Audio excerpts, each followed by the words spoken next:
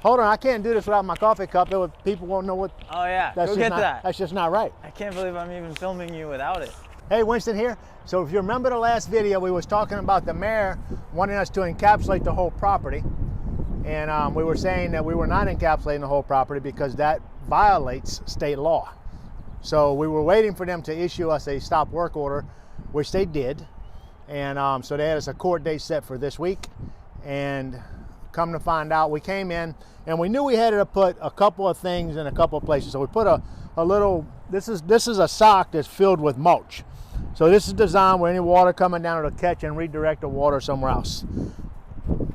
I think it's a waste of money, a waste of time, but that is the law that we got to do that. So we put that here in the front, and then we put it over there in the front also. And okay. The city came by and they let it pass, which my wife raised a little bit of cane with the city manager about it, saying we weren't doing the encapsulation because we couldn't. So I don't know if it was because we put that up. I don't know if it's because my wife talked to them, but either way, they removed the stop work order, so we were back in business in a day and a half. So no big deal. We're back in business with that. They got the drywall done. Let's walk over here and see what the drywall looks like. Still got my bumper sticker on there to make sure that nobody steals my garbage can. There it is, see? We straight up just take that. You gotta mark your properties, especially around the mayor, because he's a liar and a thief. Stealing money from the taxpayers nowadays. So last time we was here, there was no mud on the walls. So now we got the ceilings are mudded, the walls are all mudded, and we have doors. That'll be the doors we're gonna use. I like them. Those are fancy. So you don't go with white, you go with some sort of ivory. No, it's gonna be white. Oh, that's okay. We gotta paint them. Gotcha. I usually go with a 6-panel door. I don't know why we got those, but that's cool. 6-pound door? 6-panel. How heavy is that? P-A-N-N-E-L, not pound. Oh, what? A panel. Oh, panel. Yeah, that's a 4-panel door right there. So it's got the 4 panels on it. This is a 6-panel. No, that's a 2-panel. Oh, okay. 1 panel, 2 panel. Gotcha. Nick's from California, so you got to excuse that a little bit. No offense to all the other people in California. So we'll trim this out with 1x, and then we'll put a 1x6 at the top with some trim on both sides of it. It'll look nice when we're done with it. So this is our first time to be in here since we got this. Ain't much to see that we haven't already talked about. It's true. You said this mud bed is real wide? Yeah, so that's the feathering. Huh? That's the feathering. So they'll put the one coat on it, be right up against the wall. Then they'll come in and they'll feather it out a little bit more on both sides. Then they'll come in with a 12-inch knife, maybe even a 14-inch knife, and they will pull it down again, get it real wide so that whenever you're looking at it, it's got a little bit of a wave in it, but put your hand on it, see if you can feel it. I mean, really. That's non-existent. No, it's there, and when you paint it, you won't see it. You won't see it at all. So Jose does a really good job for us on the painting. I'm sorry, the drywall mud. And he's been doing my mudding for a long time and never had an issue, never had an issue. So we're excited about that. This is a lot of outlets. This is obviously the kitchen. Well, you like a lot of outlets in your kitchen? I do. I do too. I do not want to go look and see where I'm going to plug something in. I want to be able to grab power right away. So what we got is we got the cabinets. They'll be here next week. So they're going to trim starting tomorrow. Trim what? Tomorrow's Good Friday. So Tim's off work tomorrow and his son's going to come over here and they're both going to start trimming. So the whole house may be trimmed by Monday. When we come back on Monday or Tuesday when we come back. Trim as in baseboards? The baseboard, the doors are hung, the window trim's done, all of it's done. Okay. So they'll do all of that. Okay. Air conditioning thermostat, you wonder what that wire's for? This is where the water heater will go. And if you notice, same as everywhere else that's getting any chance of moisture being in it, we got green board on it so that it doesn't grow mold if it does get wet in there or anything, and protect it. You said this was an air conditioning what? Thermostat. Thermostat, okay. This is a big room. This is the room that we were talking about possibly being small. And once you have all of the walls and whatnot, this is a big room. It's a decent size for a second bedroom or for a third bedroom. This is a 3-bedroom house. You have two kids and you have, you know, I don't know what size a baby bed is or a 5-year-old bed is. I think most, you know, a double maybe. I mean, a queen size bed is, that's my preference for me and my wife is a queen size bed. We sleep in a king size now. She ordered a king size mattress last time she changed our mattress on. We switched to king size. But I like the queen size because I like to snuggle. You a fan of bunk beds? Huh? Bunk beds? You could put a bunk bed. Did Those you would be have a- singles. So washer and dryer, again, green board on the bottom. This is the master bedroom, so it's a little bit bigger. So if you remember, this one right here had 2 closets in it, or 1 closet, and then this was open. I said, close that in, put 2 closets, his and hers. They're not huge closets or anything, but it's big enough to get you by for what you need to do. How much feng shui do you utilize? Feng shui. A feng shui? Yeah, you know what feng shui is? I could only guess. It's like Chinese or Japanese feng shui. How to organize or place certain things in your house and in your room to flow better. I have no ability to do that. Yeah. You've been in my shop at my house, it's a mess. I have no organizational skills whatsoever. So for instance, they say don't lay your bed, like when you lay down your bed, your feet aren't facing that door. Because it's just like if you were being pulled out after you die. There's some feng shui shit. That's I can't even respond. Someone was saying something about lighting. About what? They wanted lighting above the bath or shower. There will be. There'll be a light up there. Oh, okay. If you're washing your wandelier, you got to be able to see it, right? You don't want to wash your wandelier in the dark. Yeah. Yeah, you got to take care of business. Everything's got to be clean. In the light. In the light. Well, we ain't even had nothing we could pick on yet. That is true. We still got the bricklayers though. So we'll box all that in after the fact. That's where the sprinkler system's coming in. So this line right here will tee into this line and then it'll run into here. So there'll be no shut off from here to there, but there will be a shut off from here and that feeds the rest of the house. It goes from there to the water heater and then branches off from the water heater everywhere else. You understand? I think so. We've talked about it 100 times. About 100 times. Maybe 106 times. All right, don't step on the bottom brick there, okay? So what they've started doing is they've started laying it. And if you're looking how they got it laid, it's gonna have a, they got the mortar joints in there, so the mortar's in there. And then after that dries a little bit, they'll come with a little tool and they'll put a tool joint on it. Now, if you remember, we were talking about those little metal clips right there. Right. So once that next row of bricks come up, maybe 2 more rows of bricks come up, they will lay that metal down on top of the brick. They'll mortar over top of it and it ties it together all the way up. So they'll do that all the way up the wall. If you got that wall over there, see all the ties on that wall right there? Yep. There's a considerable gap between the brick and the Yeah, there's cement. always an air gap between the brick and the wall. It's always 1.5 inches, 2 inches. So that's about 1.5 inches there, or 2 inches there or so. When it gets up there, you're still gonna have 3/4 more of an inch where that's gonna close it in on the wall. But there's always an air gap between the brick and the... What's the point of that? I have no idea. If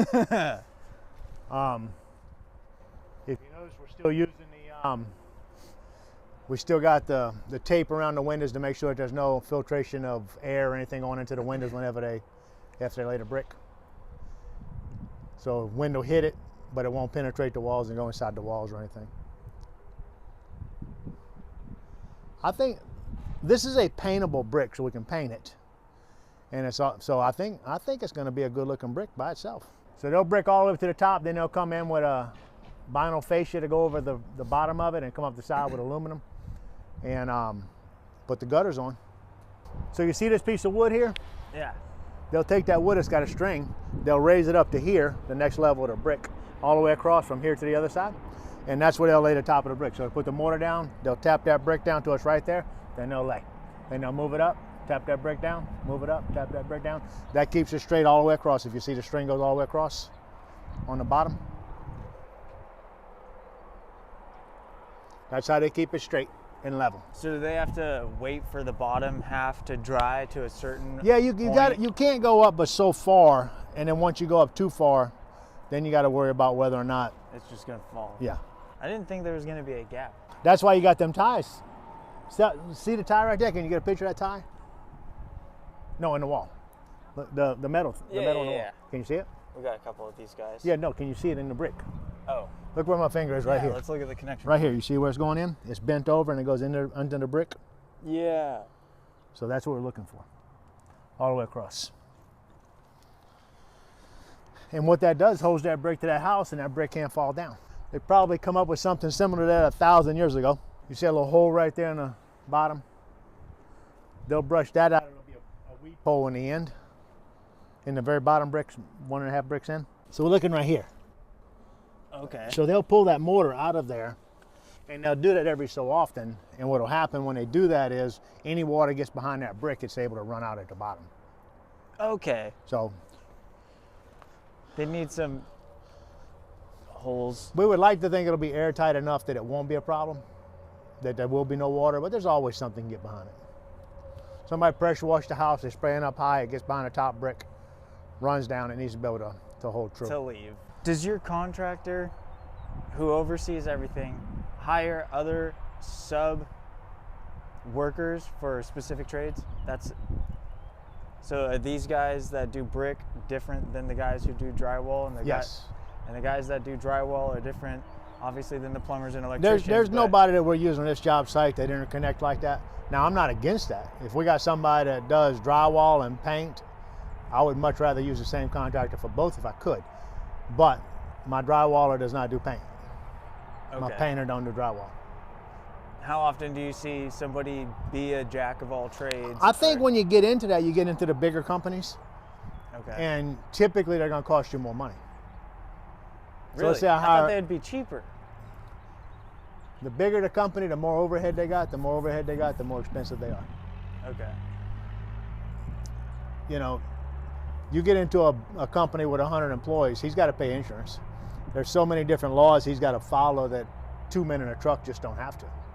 You know, 2 men in a truck come out here and work, they got to have their general liability, they got workers' comp.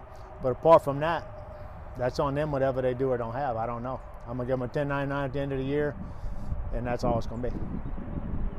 But you get a big company like my company that I sold, you know, I was spending $400,000 a month on payroll. So when you're spending $400 grand a month on payroll, you know, there's a lot that comes with that. And I got to pay those guys whether they work or don't work. So you get a small company, you say, hey, we're off today. They're off today, they don't get paid. They accept that as that's what it is. You get a bigger company and they're off today. They say, well, I won't be paid if I'm off. And the bigger the company, the more that happens. Okay. More overhead. More overhead. Hopefully a better product though? No, I wouldn't. Now, I'm not going to say it's not ever. I mean, I'm not saying that. I'm saying that we get some really good guys that work for somebody and they just say, you know what, I'm done working for somebody, I will make money myself. And they come out and they're able to charge less money working, but they don't have all of the overhead, so they can charge less money and still make a lot more money than they were making. They branch off. Yeah. So I mean, there's quality at all spectrums, and there's shitty work at all spectrums also. So it's a crapshoot either way. Know your contractor. That's all I can say. Build relationships. Okay. Get to know who you're dealing with. How can someone find these contractors? I think if I was going to try and find somebody, I would go out and I would come to job sites like this. I would look at the job sites, stop and talk to people. You can go to any trade like a wholesale plumbing place or something. They're gonna have contractors that they know do good work. They'll give you names of people that they know, people that they trust. And a lot of those guys, they know people that do moonlighting. So they go out and work, you know, they may work 4 days for one company and they're off 3 days and they go work for somebody else those other 3 days, or work for themselves to try and get extra money. You know, you can bring in, you know, say you can bring in $20, $30 an hour working for somebody else. And then maybe they work the weekend, they can bring in $50 an hour for themselves. And they go work that weekend, but they don't have enough work to keep them busy all the time. Or they want the medical from their company they're working for, they want the dental, they want the health. they want things that they don't have working for themselves. So they do that. I know a lot of people that work for somebody else for the simple fact that somebody else gives them insurance. Not understanding that insurance is not that expensive. Everybody just makes it sound real expensive. I think insurance is relatively cheap.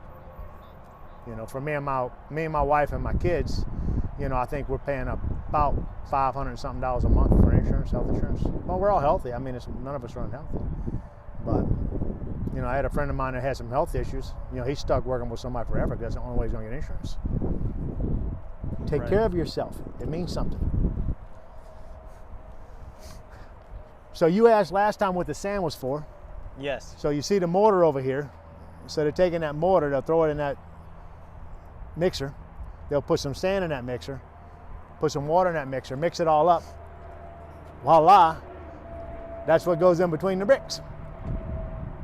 Oh, that's a lot of concrete. Yeah. Yeah, so they're going to take all this right here. This is the masonry cement that they're using. So that's 2 pallets right there, 3 pallets right there of that they're using.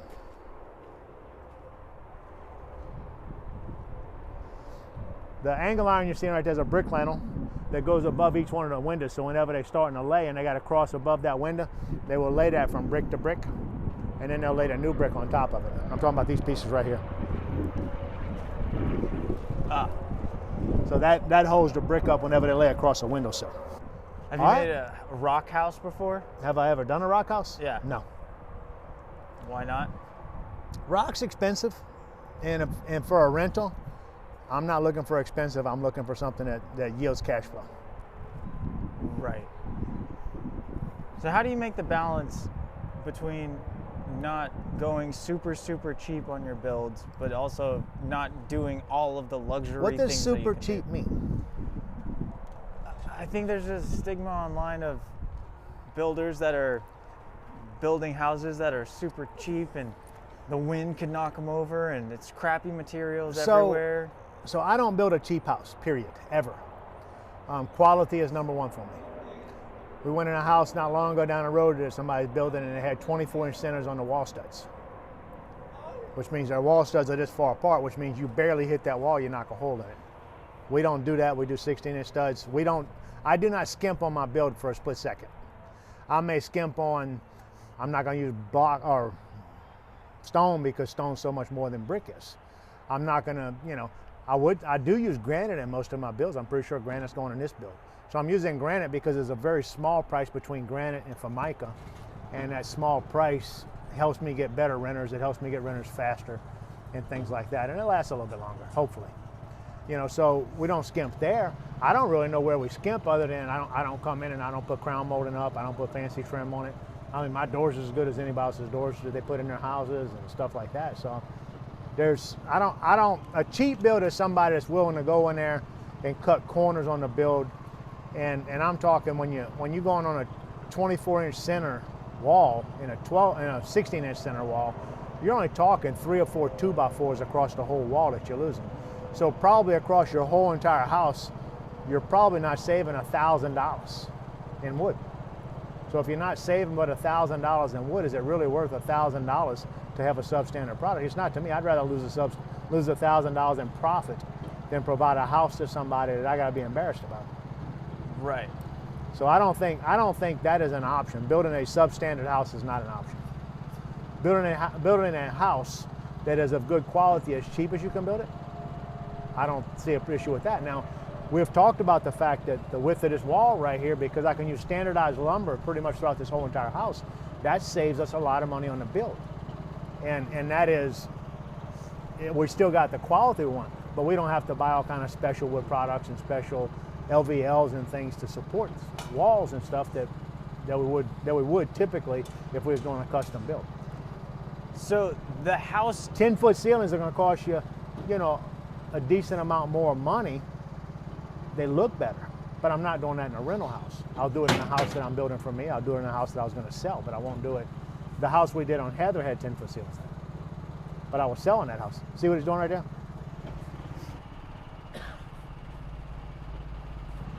So he'll count however many scoops he's got to put per bag, and he'll just count those scoops out, throw them in that hopper. then I think he already busted the concrete in. I think he already put the concrete in. I'm not. I see a couple. Nope, he's grabbing more. So then I'll throw that up, and it's got something on the top of it that actually cuts that bag. And so I can tell you, as a kid, see how he pulls it and just rips it all open? Oh, yeah. So as a kid, I worked as a brick laborer. That's this gentleman right here doing. It's a miserable job. Really? I liked it. I was into working out and stuff, so I enjoyed the job because I was lifting 80-pound bags of concrete all day long and doing that. So it was always fun. But I only did it for a couple of summers. And then I said, okay, let's go do something I might do the rest of my life. Right. So, I feel you. But no, it's the house can be inexpensive to build, and you got to cut corners where you got to cut corners to make it where it's a good build, but you're not putting a lot of fancy stuff in it. I don't put solid core doors in my builds like this. Number one, because when they break them, it costs you a lot more money if they break a hollow core door, and then whenever they break them, typically they break something else. And I have a lot more trouble with solid core doors. They swell more in the wintertime and the summertime between the seasons, and they constantly drag. So I'll deal with that, and that probably comes in whenever you come in and you put, you're doing your finished carpentry a little bit differently and a little bit more time in it and stuff like that. They're just coming here and knocking this out. So then, but I'll tell you, across all of our properties, using the hollow core doors, I bet you we don't replace 2 a year. We don't really replace them. And typically, if I got to replace one because somebody moved out, I'm going to charge them for the door either way. right. I mean, typically when people knock a hole in it because they're pissed off, they're punching a hole in the door, they would probably punch something and knock the other one, break it, crack it, whatever. You got to replace it too. Doesn't matter what it was. Yeah. Yeah. And they heavier doors, and people hang on them. They can break them loose from the hinges and stuff. So then, if you could give me 3 things that were the way to streamline your build without compromising quality. I mean, it's. I think to streamline your build, you want to be able to use very much just the standard length lumber. So if you got to buy a 20-foot piece of lumber because you're going to do 17 foot of wall or something, you can't get a 18-foot piece and you're losing 3 foot of lumber, that's a lot of money when you lose 3 foot, 3 foot, 3 foot, 3 foot times a couple hundred in your house. That's a lot of throwaway. So I like to use use standardized sizes of everything so I don't have a lot of waste. If we come in and we're putting 9-foot ceilings in, then typically we'll have more waste on a 9-foot ceiling because when they cut that 1 foot off, typically there's a lot more waste when they cut both sides off and then they throw away the middle. You can buy different types of drywall, but that's going to be more money too. So I would rather go with a 10-foot ceiling than a 9-foot ceiling because I think it's just easier on our guys to build. Cut the drywall in half, put it up there, it's done. That gives you a 9-foot or your 10-foot.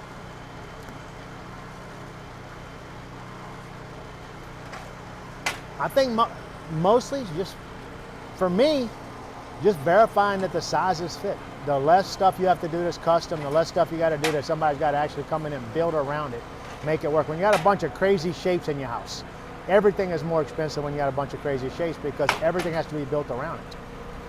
And when you're doing a wall that's kind of octagon shaped, the joints never look right. You're constantly dealing with that, and it's easier just to do if you're doing rental property, just as standardized as you can. It's going to save you on maintenance, and it's going to save you on construction.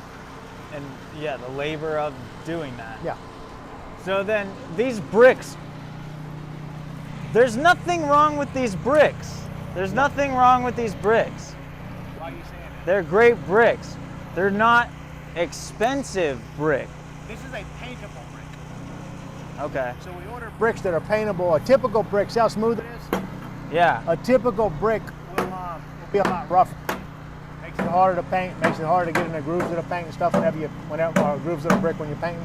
So this is a paintable brick that we're using. So the paintable bricks are usually a little bit cheaper than the regular bricks are. Okay. But as a fourth way to streamline your build. So if you use vinyl siding over bricks, you're gonna save some money. For me, I'm not saving money on brick and vinyl siding because I don't want the hassle of vinyl siding. I don't want somebody to be able to put their barbecue grill up against it and burn it. I don't want it to get cold and people bump into it and it breaks. I don't want people throwing their balls up against it. Well, not their balls, but baseballs and stuff like that.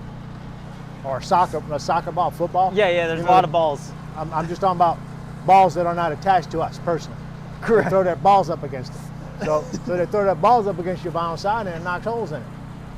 So I don't use vinyl for that reason because I don't want to deal with that. Okay. I don't use vinyl because I got a pressure washer because it gets molded pretty easy. It does. Yes, in our area. I build a no maintenance house as much as I can possibly build a no maintenance house. No maintenance house. Yeah. That helps. Well, I guess I should say low maintenance because somebody on there is going to critique me on that. It isn't a no maintenance house. It's a low maintenance house. Low maintenance. Low maintenance. Everybody got to be a critic. Right. But that's how you can blow your build price out of the water because you used expensive versions of materials that don't have to be expensive in the first place to still be a quality good How many build. people you talk about that use a ceramic towel and they say this ceramic towel is like $30 a piece? I was talking to a guy the other day who does coach work. So he works on buses and stuff. And he had picked up some towel that they were going to throw away that was like $300 a square foot is what it was. That was going in some singer's tour bus. Why? Right. And that's my thing, why? You know, even when you go to Lowe's and you see something that's $20 a square foot, why? To me, which you already know how I live, so I don't really care. You know, I'm not into the fancy stuff. I don't need that. I got nobody to impress. You know, I'm not in it for that game. I'm in it to put food on my table, make sure my wife and I are taking care of the rest of our lives, make sure we don't want for nothing. We can live whatever kind of life we choose. We just choose to live a modest life. And it's not about that other stuff. But yeah, you can go out and put a fancier brick, a fancier towel, a fancier trim, a fancier window, a fancier everything, and none of that stuff gives you more rent. Because if a house rents for $1,200 a month, let's say it rents for $10 a square foot. If it rents for $10, most of them rent for more than that right there. I don't know. My wife handles that part of it. We're getting like $20 a square foot, $21, $22 a square foot is what we're getting right now. But if it's renting for $20 a square foot and you put fancier stuff in it, does a renter really care about that? No. Why? Because they only care about the square footage. They want a good house, right? Right. But all that fancy stuff, my thought is a renter needs to save up enough money to be able to buy a house. And the more money they pay in rent, the less opportunity they have to buy a house. So they can always go build a house and put that fancy stuff in a house that they own rather than renting a house that has stuff like that in it. I'm not talking about a 12,000 square foot house that you go rent and you're paying, you know, $25,000 a month to rent it. I'm not talking about that. Yeah, that's a different ballpark. Yeah, it's a different ball game. And you do have those guys like that. I mean, and ladies like that. You have somebody moves into a new state and they're going to be there. They're making a few $100,000 a year, and they got to entertain at their house, and they want a really nice house to do entertaining at, and all, but they don't want to own it. So you do run into people that are looking for that. That's not my renter. Right. Why?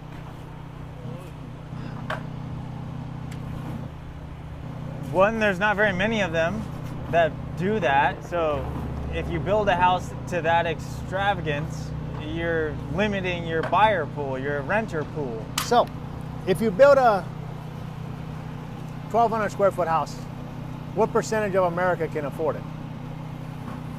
1,200 square foot house. A regular build, just a regular house like this. Let's say that. Hopefully like 30 to 40% of Americans could buy that. Well, I would say, I don't know, what is it? It's like 30-40% of Americans rent right now, right? I think it's more than that, actually. Oh no, I think it's 70. So let's say that 60% of America could afford to buy that house, okay? Or 70% of America could afford to buy that house. Then you step it up and you go from that 1,200 square foot house, let's say that's at 300,000, now you step up to a $500,000 house. Here, where we live, that's still almost an entry-level house, a $500,000, but most people can't afford it. Most people don't make enough money now to even buy an entry-level house. So the more finishings you put on it, the more expensive that house is, the less people you can do it. So then you do another house that's $1 million house. Well, how many people can do that? Even less. Why don't y'all look on the internet, pull up the MLS, and see how many houses are for sale in your area that are above $2 million. And then maybe how many above $1 million. And then maybe drop down to 500,000. How many above 500,000? And watch how your availability for something over $1 million is very slim. Over $2 million, you may only have a couple of houses in the whole area over there, unless you're out west somewhere. You got a couple of houses around here that's going to run in that range. Then maybe $1 million and above, you may run into 10 or 12 houses in that range, and then you drop down to 500,000. Now you may have a couple hundred houses for sale in that range. You drop down all the way down to the $300,000 range, and you know, those people you can buy any of it that you can afford. Right. So I'd rather build houses, if I was going to sell, I'd rather build houses in a range that has the most amount of buyers, rather than building in a range that you're limiting yourself to who can afford it. Because when times get tight, and I think that we may wind up seeing that in the near future, when they get tight and people can't afford it, guess what ain't selling? Those $1 million houses. We're seeing some interesting stuff in the rental market right now where we'll continue this outside of that noise.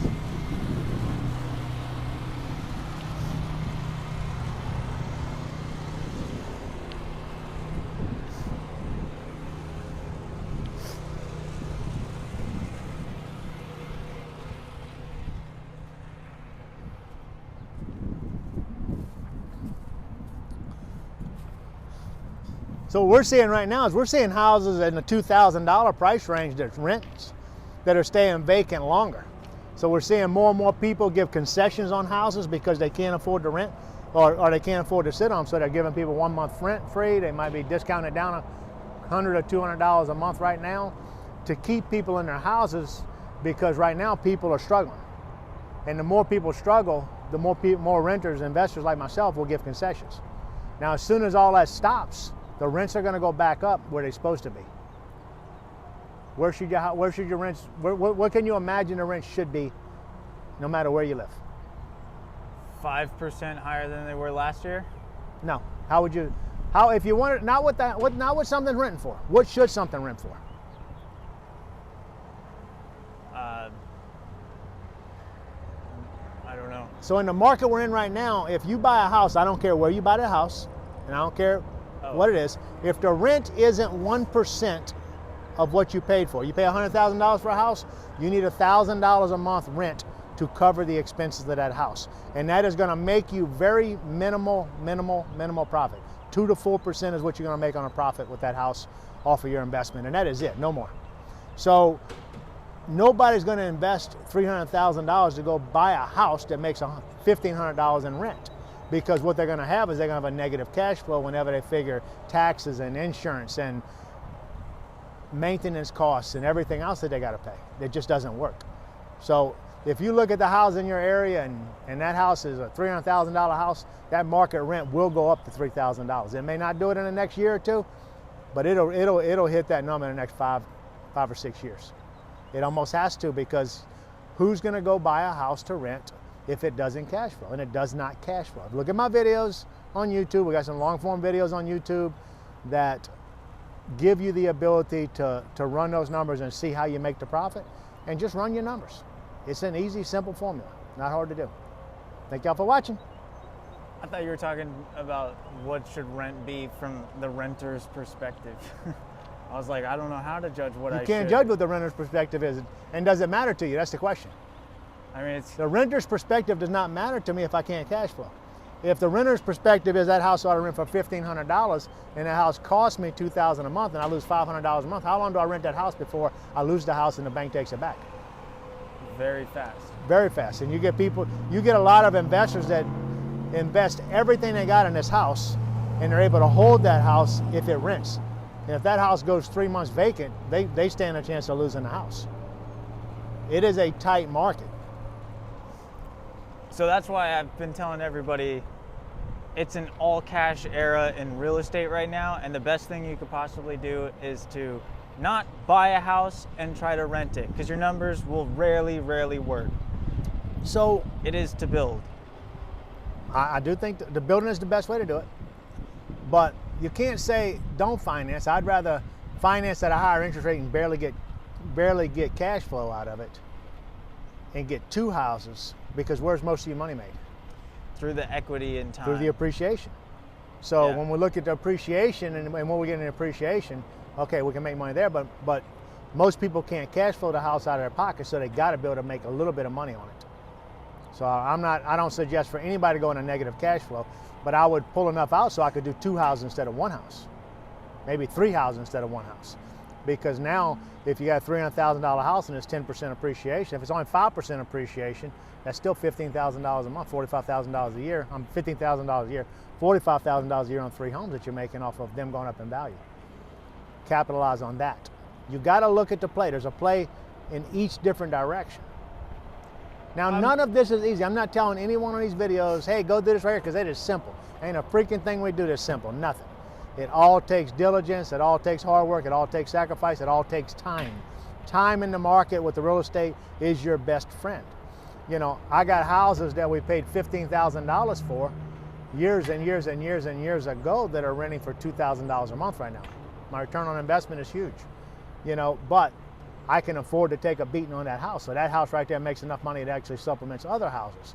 So it's just getting the right deal, staying in that market, don't get out of that market.